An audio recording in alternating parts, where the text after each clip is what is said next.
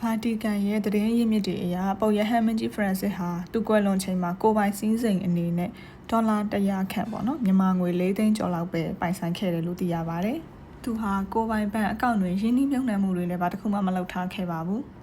ပုပ်ရဟန်းမင်းကြီးရဲ့ကိုပိုင်အဆောင်အယောင်အဖြစ်နန်းတော်ကားအစရှိတဲ့ဒေါ်လာ16တန်းလောက်ရှိတဲ့စည်းစိမ်တွေအနှင်းခံရပေမဲ့ဘာသာရေးအခမ်းအနားနဲ့အရေးတကြီးပုံကိုယ်တွေနဲ့တွေ့တဲ့အချိန်မှာပဲထိုအရာတွေကိုအသုံးပြုခဲ့ပါတယ်။ကျန်တဲ့သူ့ရဲ့အချိန်အများစုကိုနန်းတော်ကြီးထဲမှာမနေပဲတာမန်ကတ်ဆောက်တစ်ခုမှာပဲနေထိုင်ခဲ့ပါတယ်။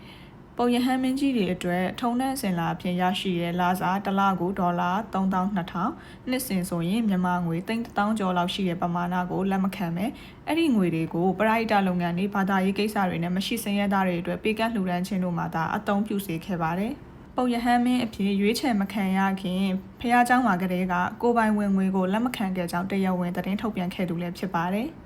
ဒီလိုမျိုးအလိုလောဘနည်းစွာနေထိုင်ခြင်းဆိုတာကဘာသာတရားတိုင်းမှာအမြဲတုံတင်ဆုံးမလေးရှိကြပေမဲ့တကယ်တမ်းဘာသာရေးကောင်းဆောင်တွေကိုယ်တိုင်ကလိုက်နာကျင့်ကြံမှုအားနည်းနေစေဖြစ်ပါတယ်။ဒီလိုကြားတဲ့ကမှမေတ္တာတရားကိုပဲဥတည်ပြီးလူတွေရဲ့နှလုံးသားကိုပြောင်းလဲပေးခဲ့တဲ့ပုပ်ရဟန်းမင်းကြီးဖရန့်စစ်ကိုတော့ဘာသာမတူပေမဲ့အတူယူလေးစားစရာခေါင်းဆောင်ကောင်းအဖြစ်အမြဲအမှတ်ရနေမှာဖြစ်ပါတယ်။